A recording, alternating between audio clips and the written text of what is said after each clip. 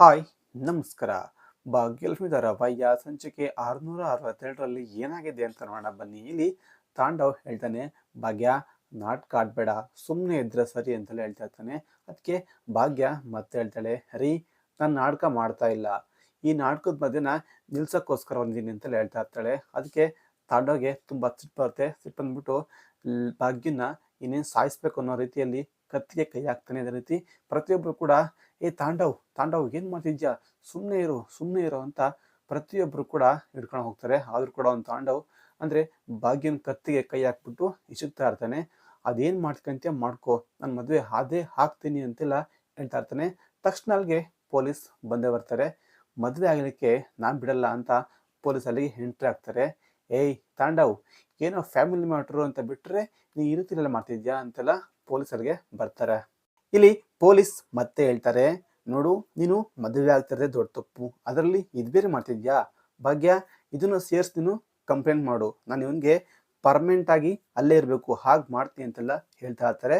ತಕ್ಷಣ ಇಲ್ಲಿ ಅವ್ರ ಅಪ್ಪ ಕೂಡ ಹೇಳ್ತಾರೆ, ಮೇಡಮ್ ನಾನು ಕೊಡ್ತೀನಿ ಕಂಪ್ಲೇಂಟು ಅಂತೆಲ್ಲ ಅವನು ಕೂಡ ಹೇಳ್ತಾ ಇರ್ತಾನೆ. ಅದೇ ರೀತಿ ಅವ್ರ ಅಮ್ಮ ಕೂಡ ಹೇಳ್ತಾಳೆ, ಅದನ್ನೇ ತುರಂದ ಪ್ರತಿಯೊಬ್ಬರು ಕೂಡ ನಾನು ಕೂಡ ಮಾಡ್ತೀನಿ ಕಂಪ್ಲೇಂಟು ಅಂತೆಲ್ಲ ಪ್ರತಿಯೊಬ್ಬರು ಕೂಡ ಹೇಳ್ತಾ ಇರ್ತಾರೆ. ಇಲ್ಲಿ ತಾಂಡವ್ಗೆ ಸಖತ್ ಶಾಕ್ ಆಗುತ್ತೆ. ಏನು ಹೀಗೆ ಮಾಡ್ತಾರಾ ಅಂತೆಲ್ಲ ಅವ್ನ ಮನಸ್ಸಲ್ಲಿ ಕೂಡ ಅನ್ಕೊಂತಾ ಇರ್ತಾನೆ. ಇಲ್ಲಿ ಪೊಲೀಸ್ ಮತ್ತೆ ಹೇಳ್ತಾರೆ, ನೋಡು ಕೋರ್ಟಲ್ಲಿ ಡಿಸೈಡ್ ಆಗೋವರೆಗೂ ನೀನು ಎರಡನೇ ಮದುವೆ ಆಗಂಗಿಲ್ಲ, ಅದರಲ್ಲಿ ಇದು ಬೇರೆ ಮಾಡ್ತಿದ್ಯಾ ನನ್ನ ಮುಂದೆನೆ ಅಂತೆಲ್ಲ ಪೊಲೀಸ್ ಕೂಡ ಹೇಳ್ತಾ ಇರ್ತಾರೆ. ನೋಡಿ, ಒಂದು ಕಂಪ್ಲೇಂಟ್ ಕೊಡಿ, ಇವನ್ನ ಬೆಂಡೆತ್ತಿ ಮತ್ತೆ ರಿಟರ್ನ್ ಬರಬಾರ್ದು, ಆ ರೀತಿ ಮಾಡ್ತೀನಿ ಅಂತೆಲ್ಲ ಪೊಲೀಸ್ ಹೇಳ್ತಾ ಇರ್ತಾರೆ. ಅದಕ್ಕೆ ಭಾಗ್ಯ ಕರ್ಕೊಂಡೋಗಿ ಮೇಡಮ್, ಮತ್ತೆ ಬರಬಾರ್ದು ಅಂತೆಲ್ಲ ಹೇಳ್ತಾ ಇರ್ತಾರೆ ಭಾಗ್ಯನು ಕೂಡ. ಮತ್ತೆ ಇಲ್ಲಿ ಆಫೀಸಲ್ಲಿ ಏನ್ ತಾಂಡವ್ ತುಂಬಾ ಒಳ್ಳೆಯವರು, ನಿಮ್ಗೆ ಒಂದು ಒಳ್ಳೆ ಪೋಸ್ಟ್ ಕೊಟ್ರೆ ಈ ರೀತಿ ನಾನು ಮಾಡೋದು, ಮನೇಲಿ ಹೆಂಡತಿ ಇದ್ರು ಕೂಡ ಬೇರೆಯಿಂದ ಹೋಗ್ತೀರಾ, ಸ್ವಲ್ಪ ನಿಮ್ಗೆ ನಾಚಿಕೆ ಆಗಲ್ವಾ, ಮಾನ ಮರ್ಯಾದೆ ಇಲ್ವಾ ಅಂತೆಲ್ಲ ಪ್ರತಿಯೊಬ್ರು ಕೂಡ ಬೈತಾ ಇರ್ತಾರೆ. ಇದನ್ನೆಲ್ಲ ಕೂಡ ಅವನು ಮನಸ್ಸಲ್ಲಿ ಹಾಕೊಂಡ್ಬಿಟ್ಟು ಇಲ್ಲ ಅಂತ ಜೋರಾಗಿ ಕಿರ್ಚ್ತಾನೆ. ಅದಾದ್ಮೇಲೆ ಪೊಲೀಸ್ ಬೈತಾರೆ, ಏಯ್ ಏನಾಯ್ತು ಆ ರೀತಿ ಕಿರ್ಚಿದ್ಯಾ ಅಂತೆಲ್ಲ ಅವರು ಮತ್ತೆ ಕೇಳ್ತಾರೆ. ಅದಾದ್ಮೇಲೆ ಮೇಡಮ್ ಫಸ್ಟ್ ಇವ್ನ ಕರ್ಕೊಂಡೋಗಿ ಅಂತ ಅಲ್ಲಿ ಅವ್ರ ಅಪ್ಪ ಮತ್ತೆ ಅವರಮ್ಮ ಪ್ರತಿಯೊಬ್ಬರು ಕೂಡ ಹೇಳ್ತಾರೆ. ತಕ್ಷಣ ಅಲ್ಲಿಗೆ ಶ್ರೇಷ್ಠ ಬರ್ತಾಳೆ. ತಾಂಡವ್ ಏನಾಯ್ತು ಹಾಗೆ ಕಿರಿಸ್ತಿದ್ಯಾ ಅಂತೆಲ್ಲ ಕೇಳ್ತಾ ಇರ್ತಾಳೆ ಶ್ರೇಷ್ಠ ಕೂಡ. ಅದಾದ್ಮೇಲೆ ಇವ್ನ ಮನ್ಸಲ್ಲಿ ಅಂದ್ಕೊಂತಾನೆ, ಇಲ್ಲ ನಾನು ಅಕಸ್ಮಾತ್ ಜೈಲ್ಗೆ ಹೋಗ್ಬಿಟ್ರೆ ನನ್ನ ಮರ್ಯಾದೆ ಎಲ್ಲ ಹಾಳಾಗುತ್ತೆ, ಮತ್ತೆ ನನಗೆ ಯಾರು ಕೇಳ್ತಾರೆ ಅಂತೆಲ್ಲ ಅವ್ನ ಮನಸ್ಸಲ್ಲಿ ಅಂದ್ಕೊಂಡು ನಾನು ಜೈಲ್ಗೆ ಹೋಗ್ಬಾರ್ದು, ಏನ್ ಮಾಡ್ಬೇಕು ಅಂತೆಲ್ಲ ಮನಸ್ಸಲ್ಲಿ ಅವನು ಯೋಚನೆ ಮಾಡ್ತಾ ಇರ್ತಾನೆ. ಇಲ್ಲಿ ಶ್ರೇಷ್ಠ ಪೊಲೀಸ್ನ ಕೇಳ್ತಾಳೆ, ಮೇಡಮ್ ಅರೆಸ್ಟ್ ಮಾಡ್ಲಿಕ್ಕೆ ನಿಮ್ಗೆ ಏನು ರೈಟ್ಸ್ ಇದೆ ಅಂತೆಲ್ಲ ಕೇಳಲಿಕ್ಕೆ ಅಂತ ಹೋಗ್ತಾಳೆ. ಪೊಲೀಸ್ಗೆ ಸಿಟ್ಟು ಬರುತ್ತೆ, ಒಂದೇಟನ್ನ ಬಿಡ್ತಾಳೆ. ಸುಮ್ಮನೆ ಇದ್ರೆ ಸರಿ ಅಂತೆಲ್ಲ ಪೊಲೀಸ್ ಕೂಡ ಹೇಳ್ತಾರೆ. ಇಲ್ಲಿ ತನ್ವಿ ಮತ್ತೆ ಗುಂಡ ಇಬ್ರು ಕೂಡ ಪೊಲೀಸ್ನ ರಿಕ್ವೆಸ್ಟ್ ಮಾಡ್ಕೊತಾರೆ, ಮೇಡಮ್ ಅಪ್ಪಾಜಿನ ಅರೆಸ್ಟ್ ಮಾಡಬೇಡಿ, ಬೇಕಾದ್ರೆ ನೀವು ಶ್ರೇಷ್ಠ ಆಂಟಿನ ಅರೆಸ್ಟ್ ಮಾಡಿ, ಅವ್ರು ತುಂಬಾ ಕೆಟ್ಟವರು, ಅಪ್ಪಾಜಿ ತುಂಬಾ ಒಳ್ಳೆಯವರು, ಅವ್ರನ್ನ ಅರೆಸ್ಟ್ ಮಾಡಬೇಡಿ ಅಂತೆಲ್ಲ ಕೇಳ್ತಾ ಇರ್ತಾರೆ. ಆದ್ರೆ ಪೊಲೀಸ್ ಏನು ಕೂಡ ಹೇಳೋದಿಲ್ಲ, ಸುಮ್ಮನೆ ಇರ್ತಾರೆ. ಪಾಂಡವ್ಗೆ ಏನ್ ಮಾಡ್ಬೇಕಂತ ಗೊತ್ತಾಗೋದಿಲ್ಲ. ಮೇಡಮ್ ನಾನು ಈ ಮದುವೆ ಆಗ್ತಾ ಇಲ್ಲ ಅಂತೆಲ್ಲ ಹೇಳ್ತಾ ಇರ್ತಾನೆ. ಅದಾದ್ಮೇಲೆ ಶ್ರೇಷ್ಠ, ತಾಂಡವ್ ಏನ್ ಹೇಳ್ತಿದ್ಯಾ, ಇಷ್ಟೆಲ್ಲ ಮಾಡ್ಬಿಟ್ಟು ಈಗ ಮದುವೆ ಆಗಲ್ಲ ಅಂತ ಹೇಳ್ತಿದ್ಯಾ ಅಂತೆಲ್ಲ ಕೇಳ್ತಾಳೆ.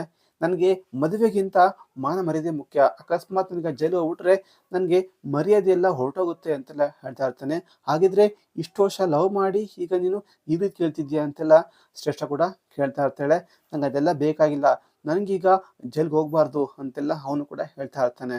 ಪೊಲೀಸ್ ಮತ್ತೆ ಹೇಳ್ತಾರೆ, ನೋಡು ನಿನ್ನ ಜೈಲಿಗೆ ಕಳಿಸ್ಬಾರ್ದು ಅನ್ನೋದು ನನ್ನ ಕೈಲಿಲ್ಲ, ಅದಿರೋದು ಭಾಗ್ಯ ಹತ್ರ, ನೀನ್ ಅಲ್ಲೋಗಿ ರಿಕ್ವೆಸ್ಟ್ ಮಾಡ್ಕೋ ಅಂತೆಲ್ಲ ಹೇಳ್ತಾ ಇರ್ತಾರೆ ಪೊಲೀಸ್. ಅದಾದ್ಮೇಲೆ ಹೌದಾ ಅಂತ ಭಾಗ್ಯ ಹತ್ರ ಕೇಳಲಿಕ್ಕೆ ಅಂತ ಅವನು ಕೂಡ ಹೋಗ್ತಾನೆ.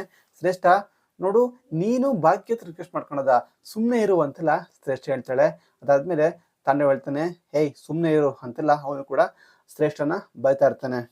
ತಾಂಡವ್ ಭಾಗ್ಯ ಹತ್ರ ಕೇಳ್ತಾನೆ, ಭಾಗ್ಯ ಇದೆಲ್ಲ ಸುಳ್ಳು, ನಾನು ಮದುವೆ ಆಗ್ತಾ ಇಲ್ಲ ಅಂತೆಲ್ಲ ಹೇಳ್ತಾನೆ. ಆದ್ರೆ ಇಲ್ಲಿ ಅವ್ರ ಮಾವ ಮತ್ತೆ ಕುಸುಮ ಅದಾದ್ಮೇಲೆ ಸುನಂದ ಪ್ರತಿಯೊಬ್ರು ಕೂಡ ಹೇಳ್ತಾ ಇರ್ತಾರೆ, ಭಾಗ್ಯ ನೀನ್ ಮಾತ್ರ ಇವನ್ನ ನಂಬಲಿಕ್ಕೆ ಹೋಗ್ಬೇಡ, ಇವನು ಸುಳ್ಳು ಹೇಳ್ತಾನೆ, ಇವನ್ನ ಫಸ್ಟ್ ನೀನು ಜೈಲಿಗೆ ಕಳಿಸು ಅಂತೆಲ್ಲ ಹೇಳ್ತಾ ಇರ್ತಾರೆ. ಆದ್ರೆ ಇಲ್ಲಿ ಭಾಗ್ಯ ಯಾರ ಮಾತನ್ನು ಕೂಡ ಅವಳು ಕೇಳೋದಿಲ್ಲ, ಸುಮ್ಮನೆ ಇರ್ತಾಳೆ. ಇಲ್ಲಿ ತಾಂಡವ್ ಭಾಗ್ಯ ಪ್ಲೀಸ್ ಭಾಗ್ಯ ಅವ್ರಿಗೆ ಹೇಳು ಅಂತೆಲ್ಲ ಕೇಳ್ತಾ ಇರ್ತಾನೆ.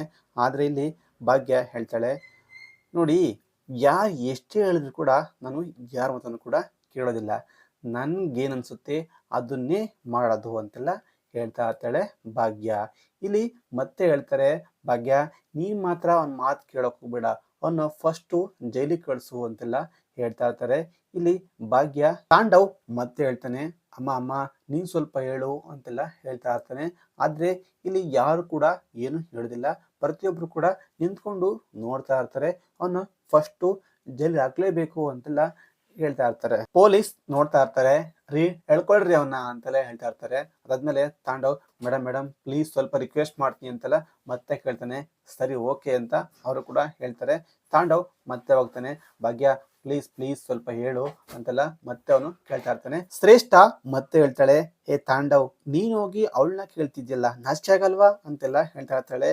ಏಯ್ ನಂಗೆ ಸ್ಟೇಷನ್ಗೆ ಹೋಗಕ್ಕೆ ಇಷ್ಟ ಇಲ್ಲ, ಅದಕ್ಕೋಸ್ಕರ ನಾನು ಈ ಥರ ಮಾಡ್ತಾ ಇದ್ದೀನಿ, ನೀನಾದ್ರೂ ಹೋಗ್ಬೇಕಂದ್ರೆ ಹೋಗು ಅಂತೆಲ್ಲ ತಾಂಡ ಕೂಡ ಹೇಳ್ತಾನೆ. ಇಲ್ಲಿ ಮತ್ತೆ ತಾಂಡವ್ ಕೇಳ್ತಾ ಇರ್ತಾನೆ. ಇದೆಲ್ಲ ಆದ್ಮೇಲೆ ಭಾಗ್ಯ ಹೇಳ್ತಾಳೆ, ನಾನೀಗ ಈ ಒಂದು ಕಂಪ್ಲೇಂಟ್ ಅನ್ನ ವಾಪಸ್ ತಗೊಂತಾ ಇದ್ದೀನಿ, ಆದ್ರೆ ಒಂದು ಕಂಡೀಷನ್ ಅಂತೆಲ್ಲ ಹೇಳ್ತಾಳೆ. ಏನ್ ಕಂಡೀಷನ್ ಅಂತೆಲ್ಲ ಅವನು ಕೂಡ ಕೇಳ್ತಾನೆ. ಯಾಕಂದ್ರೆ ಅಮ್ಮ ಅರೆಸ್ಟ್ ಆದಾಗ ನೀವು ನನಗೆ ಒಂದು ಕಂಡೀಷನ್ ಹಾಕಿದ್ರಿ, ಅದೇ ರೀತಿ ನಂದು ಕೂಡ ಒಂದು ಕಂಡೀಷನ್ ಇದೆ ಅಂತೆಲ್ಲ ಅವಳು ಕೂಡ ಹೇಳ್ತಾ ಇರ್ತಾಳೆ. ಇದೆಲ್ಲ ಆದ್ಮೇಲೆ ಭಾಗ್ಯ ಹೋಗಿ ಸೋಫಾ ಮೇಲೆ ಕೂತ್ಕೊಂತಾಳೆ, ಅಂದ್ರೆ ಸ್ಟೈಲ್ ಆಗಿ ಹೋಗಿ ಕೂತ್ಕೊಂತಾಳೆ. ಆದ್ರೆ ಇಲ್ಲಿ ತಾಂಡ ಮತ್ತೆ ಶ್ರೇಷ್ಠ ಇಬ್ರು ಕೂಡ ನಿಂತ್ಕೊಂಡು ನೋಡ್ತಾ ಇರ್ತಾರೆ. ಆ ಕಂಡೀಷನ್ ಏನಿರ್ಬೋದು ಏನು ಅಂತೆಲ್ಲ ನೋಡ್ತಾ ಇರ್ತಾರೆ. ಇಲ್ಲಿ ಭಾಗ್ಯ ಮತ್ತೆ ಹೇಳ್ತಾಳೆ, ಆಟ ಶುರು ಅಂತೆಲ್ಲ ಅವಳು ಕೂಡ ಹೇಳ್ತಾ ಇರ್ತಾಳೆ.